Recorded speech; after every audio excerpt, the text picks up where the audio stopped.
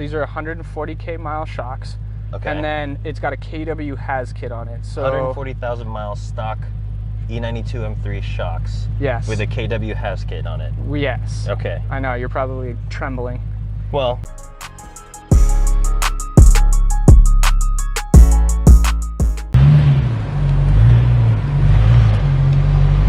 what's up, guys? We're gonna show you Jack's two E9x M3s. He's got an E92 and an E90. If you guys love S65s, stay tuned.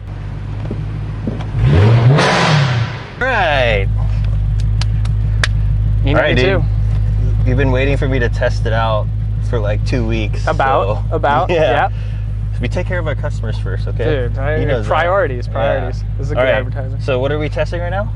All right. What do you want me to check out? I want to see what your butt dyno tells me. I want to see, like, because the suspension has not been replaced. These are 140K mile shocks.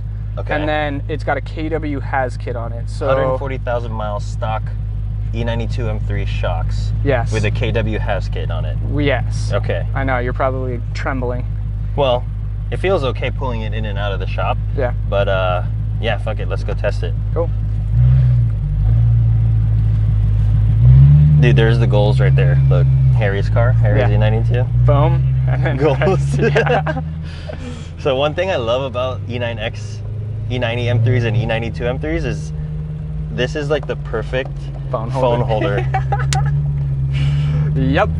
Doesn't slide around or Yeah. anything. Like, you could literally like hit a turn hard and the thing's stuck. Yeah. I noticed too, your blower motor is making noise. A fuck ton of noise. Yeah. And it blows like cold, but it doesn't blow ice cold. Like the E90 is ice cold. And so this one, like, it might just need a recharge because this is lower than normal too in terms of coldness. Yeah. Coolness. Coolness. Not Cute. coldness. Some cuteness. But yeah, that Look one's at Chris's another car. one. It's like your other twin. That's the real goals right there. That's what I'm actually trying to go for.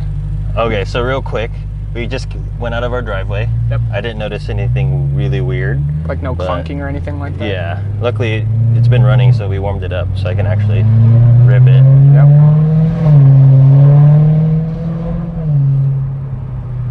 Where's your M stuff? Oh yeah. So it's literally just power. Uh-huh. And then it's just off. So you can only turn on power and then turn off traction. You don't have an M button? I don't have an M button. This is a 2008. Guys, comment below if you have a 2008 M3 and it doesn't have an M button, because I don't remember if that's how they're supposed to be. And the 2009 has one too, so that's kind of a big jump to go from like 2008 to 2009. Yeah. And just add the M button. I'm actually curious about that now.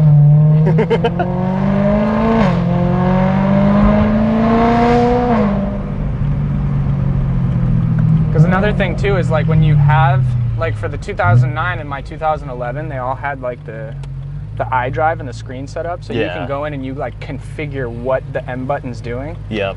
So I'm wondering if that has something to do with it as well. Okay. So this is our normal test run that we take all our customers' cars on, because it's pretty bumpy, and then there's like a railroad over here. You can really get the suspension bouncing. Yeah.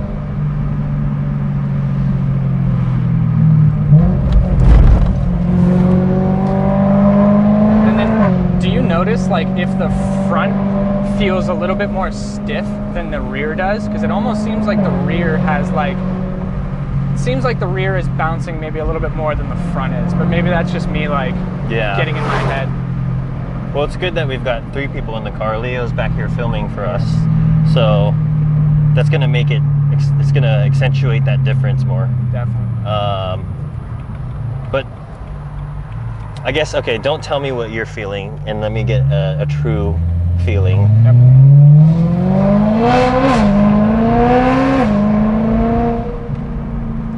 God, that's loud. Yeah. If you want to be a little bit more low key, the valve button is literally just right there on the door. Oh, it's in the door. Yeah. Where's it? Right door card, the handle thing. Yeah. Up top. That one. Yeah, there you go. Oh, it's a remote. Okay. Yeah, yeah. Off is closed. Off is closed. Okay.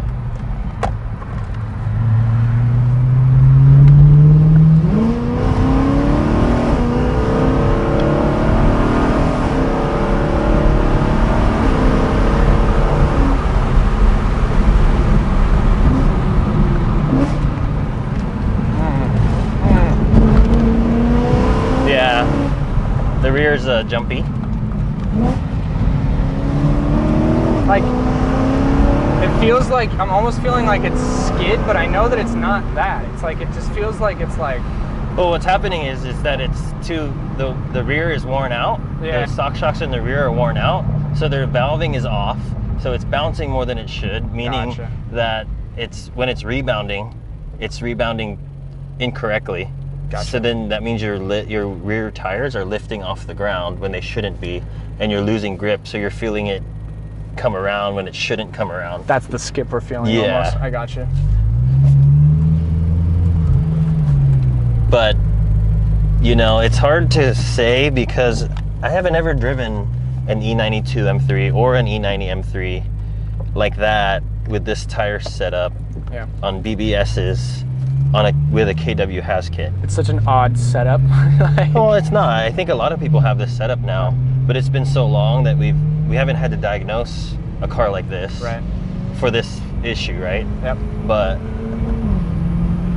it's definitely wrong in terms of rotation. Okay. Not wrong, but not the best that it could be. Not ideal. It's worse than stock. Yeah. So that, I guess that's wrong. That's a good way to describe it, though. Worse than stock. I like that.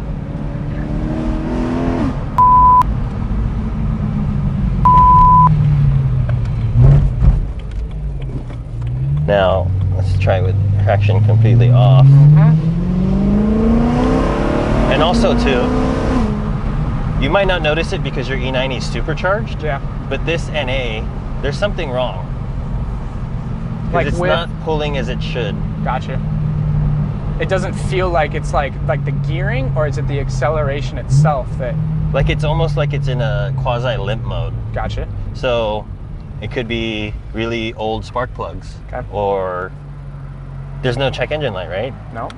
What tune is on the car? That's a great question. Okay. Because the reason I asked what tune is on the car, because a lot of tuners, if they don't have enough experience or expertise, they'll just desensitize certain things to get it to be able to be running that power. But if you have an issue, whatever it's desensitizing, the check engine light won't come on. Gotcha. Like, okay, so this is our little straight line test here. So we always enter here at 20. Yeah. Definitely something wrong.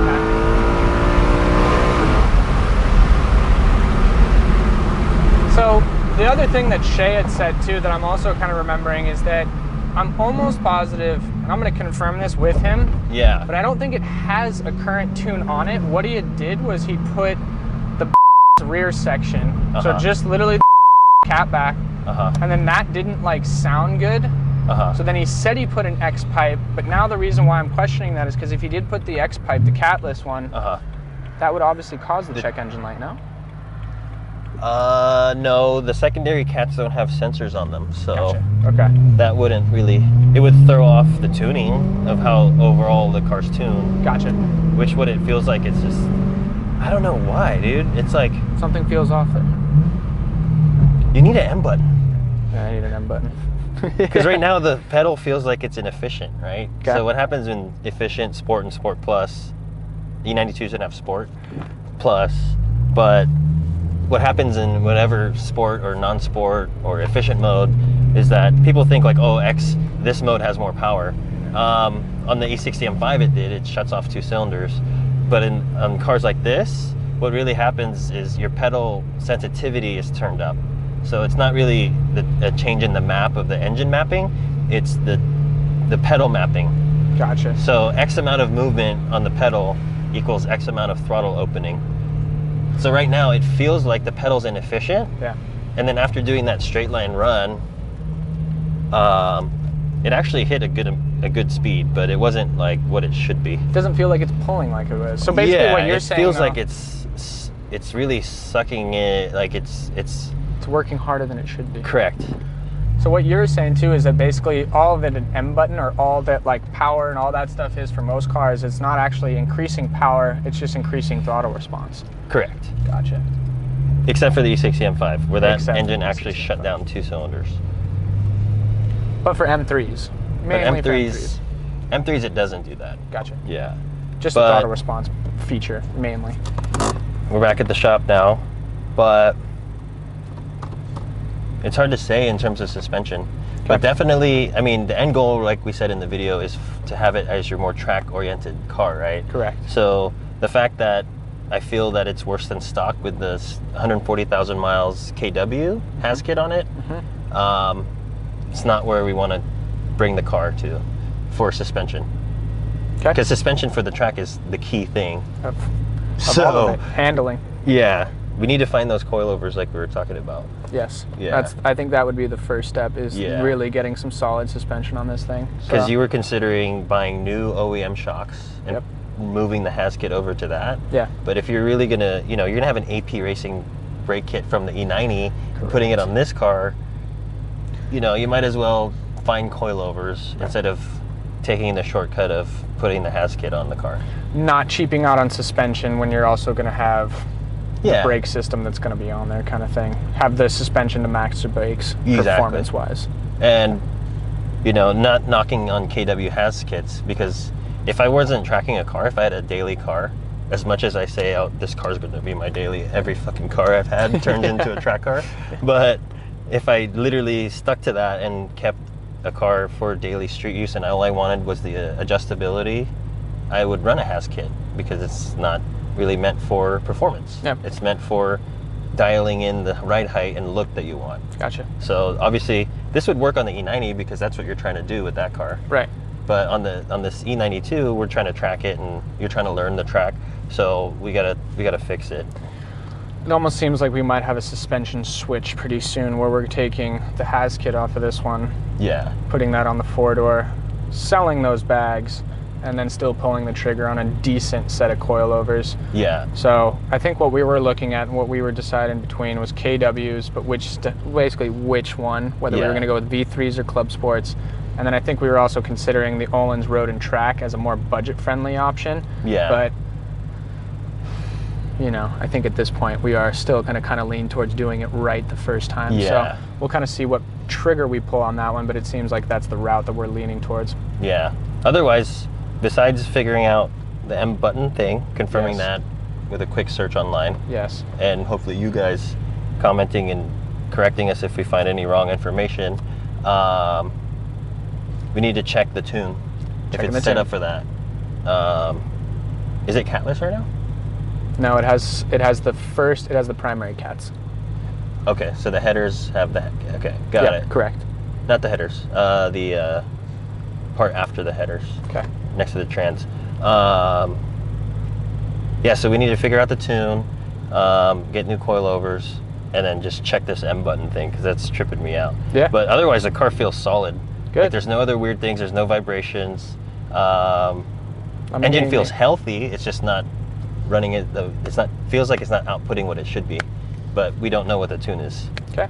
But there's no hiccups. There's no misfires. There's no weird idling issue that you get sometimes from S65s. Yes. So, and it sounds sick.